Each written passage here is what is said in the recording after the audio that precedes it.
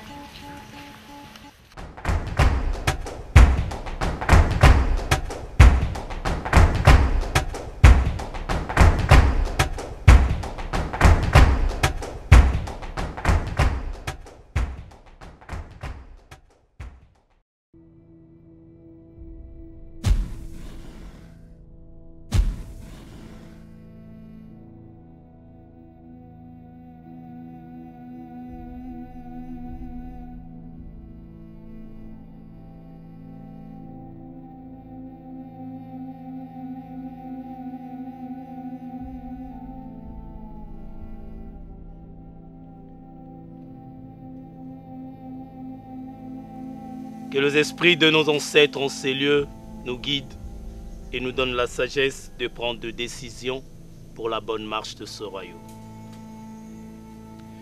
En effet, si je tenu à vous rencontrer en ce jour, c'est pour que nous ayons une discussion concernant nos villageoises et villageois et que vous puissiez me faire un compte rendu sur l'état de nos productions agricoles. Sans plus tarder, Messieurs Matadi, je vous passe la parole pour que vous puissiez me donner le rapport des activités de ce royaume. À vous la parole. Je m'incline devant votre grandeur, tout en vous remerciant de m'avoir donné la parole.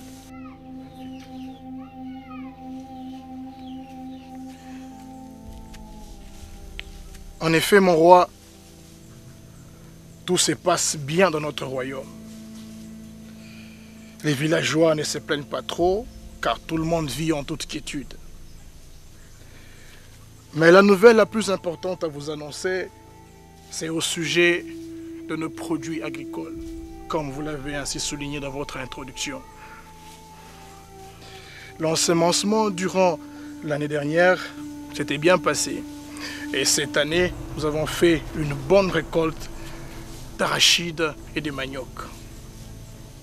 À ce propos, les villageoises ont apporté à mon roi le produit de sa terre comme il est de coutume. Et si cela vous plaît, mon roi, je vous prierai de m'autoriser à les introduire pour qu'ils vous remettent votre part en signe de notre attachement. Je vous autorise à le faire entrer.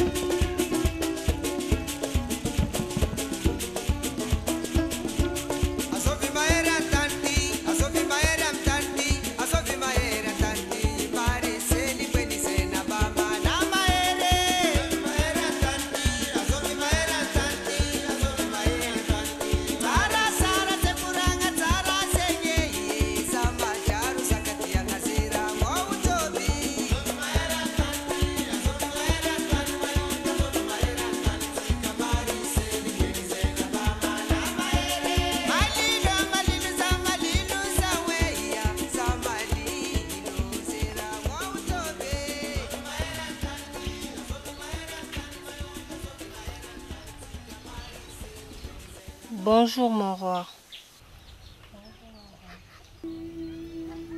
Nous avons sémé et nous avons récolté.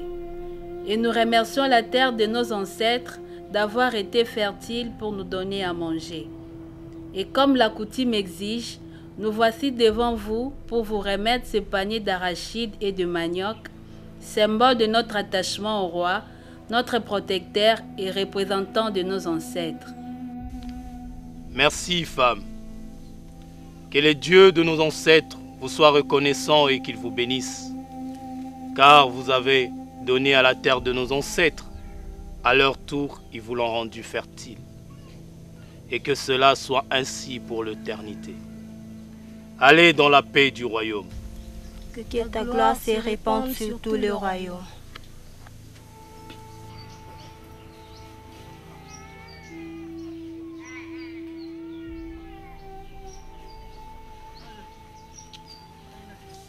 Bien. Je vous remercie pour la fidélité que vous ne cessez de me vouer. S'agissant d'une deuxième affaire que je vous ai fait appel, c'est de vous communiquer officiellement que le lancement de concours de chants et de poèmes pour chercher un prétendant à ma fille peut être lancé. Et à ce propos, je demande au gouverneur de mettre tout en œuvre pour que cette manifestation se passe dans la paix et dans la joie.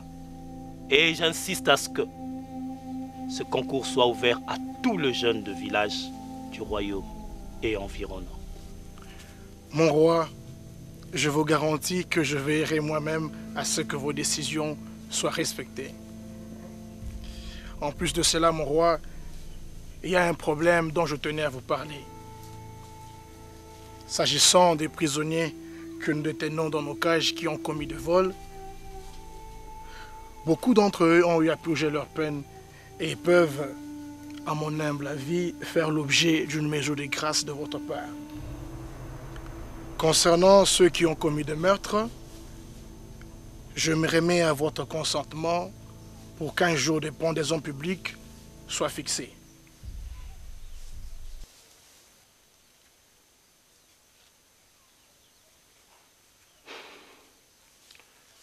Tout de suite, j'accorde une mesure de grâce pour tous ceux qui ont été coupables de vol. Et pour ceux qui ont été coupables de crime, je prendrai une décision après une concertation avec le sage de village et ensuite nous pourrions fixer un jour pour la pendaison.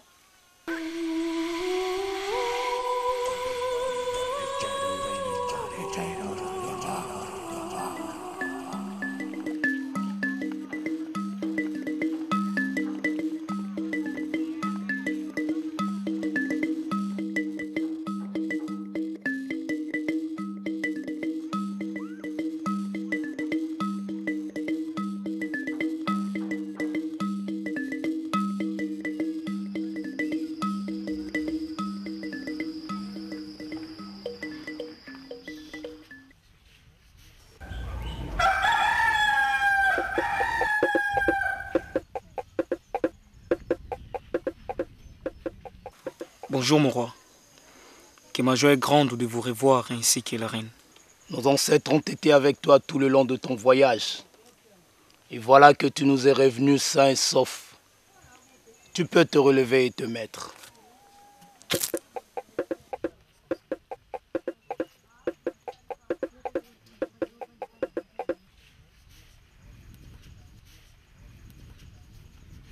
Merci mon roi.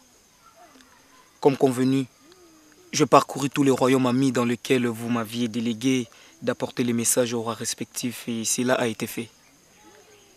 À leur tour aussi, ils vous ont transmis leurs salutations. Il y a le roi Feti du royaume Paka qui m'a demandé de vous dire qu'il ferait un déplacement ici dans 3 mois. Et pour confirmer sa visite, il enverra une émissaire dans 2 mois. En ce qui concerne la deuxième mission, mon roi, les choses se sont bien passées.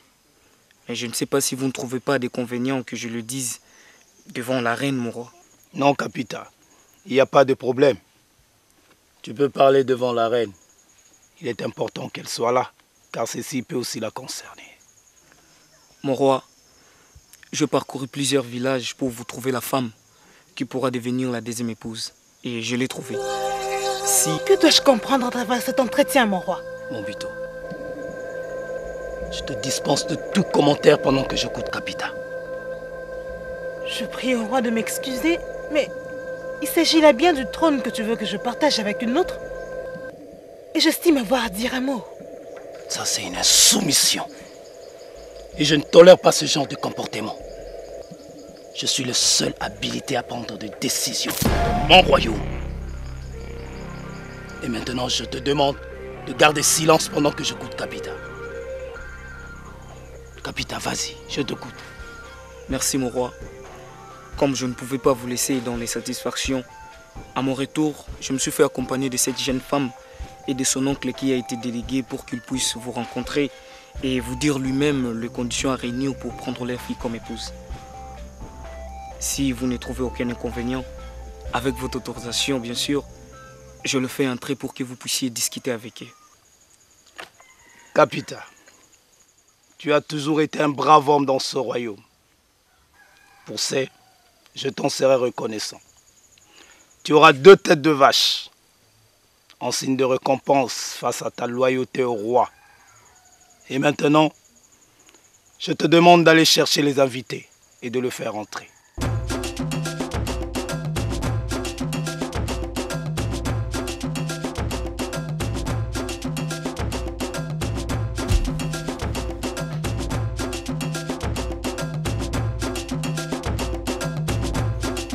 Comment peux-tu m'infliger une telle humiliation, Chala? Je t'avais proposé ma sœur comme deuxième épouse. Et tu veux consentir à ma proposition? Mais pourquoi brusquement aujourd'hui tu fais marche en arrière? Mon Bito, je ne suis pas aussi sûr qu'elle m'ait donné 2 enfants. Comment peux-tu en être si sûr? Ne conteste pas ma décision, mon Bito. Et d'ailleurs, les sorciers que j'ai consultés m'ont dit qu'il se pourrait qu'on t'ait jeté un mauvais sort. Un mauvais sort, tu dis? Entre les sorciers et ta femme, tu préfères écouter les sorciers? Je t'interdis de mettre en doute les avis des sorciers de ce village. Ils ont dirigé nos ancêtres pendant leur règne. Et moi, Chala, je me dois à prêter attention à leurs avis. Et maintenant, je te demande de te comporter dignement devant mes invités. Mais mon roi, je ne suis pas... Mon Bito, ne bafoue pas mon autorité. Sinon, je serai dans l'obligation de te mettre hors la cour. Je te dispense bien de cette obligation. Je me soustrais volontiers. Mon Bito, mon Bito. Je prie au roi de m'excuser pour cette inconvenance. Mais je dois vous quitter.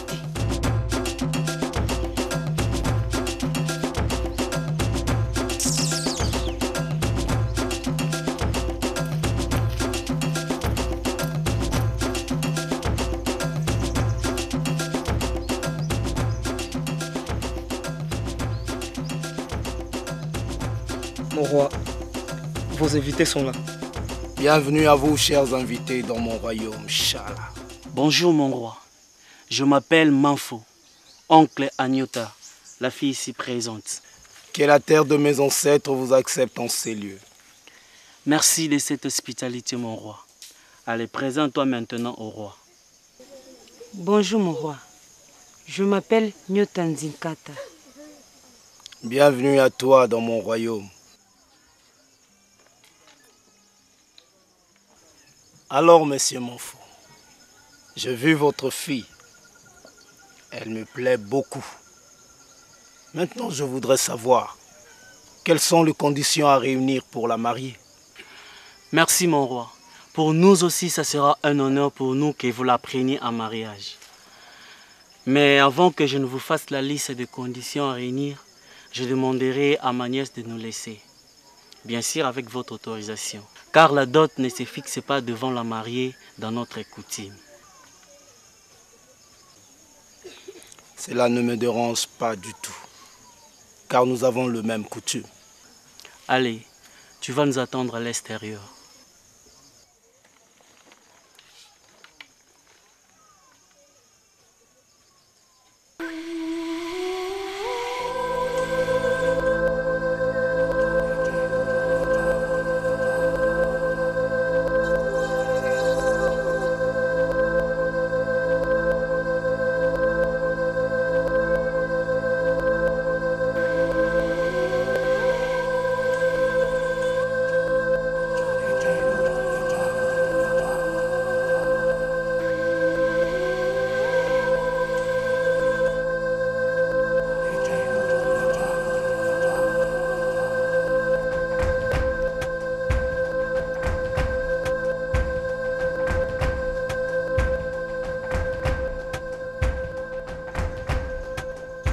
Eh bien, pour la dot de notre fille, les conditions sont les suivantes.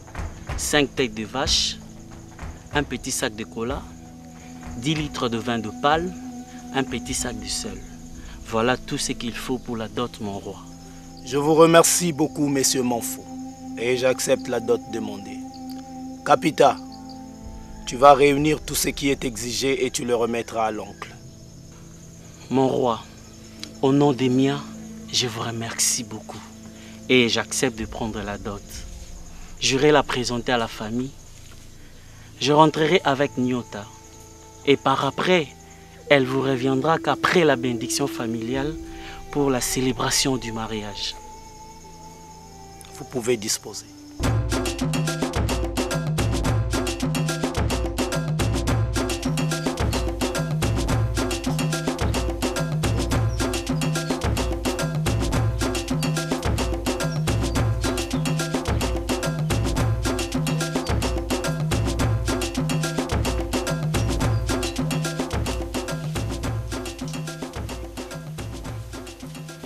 Comment tu vas?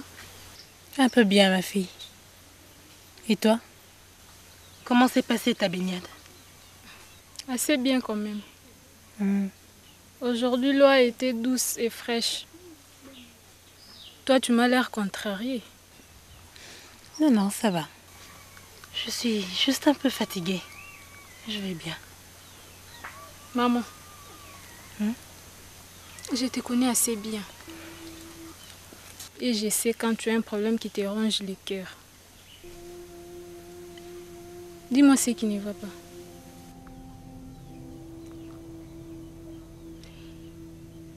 J'ai eu une dispute tout à l'heure avec ton père. Pourquoi?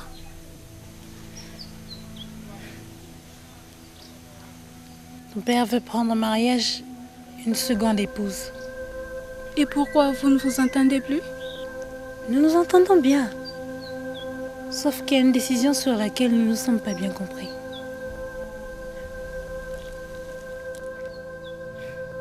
Tu sais que je suis souffrante. Et que je ne peux plus donner d'enfant à ton père. Oui, je sais. Et cela dérange ton père depuis plusieurs années.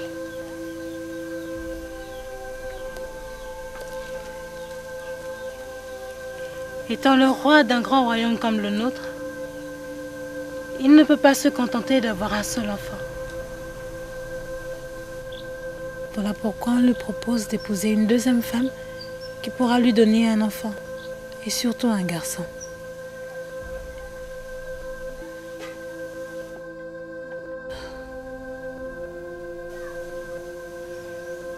Ce n'est pas que ton père ne te désire pas. Mais, tu sais, dans la tradition, il a toujours été bien perçu que le roi est pour successeur direct un garçon. Au cas où il advenait à mourir ou toi, la succession se ferait sanglante. D'où l'importance qu'il se marie encore. Et pourquoi tu t'y opposes? C'est le choix de ton père qui me fâche. Pourquoi?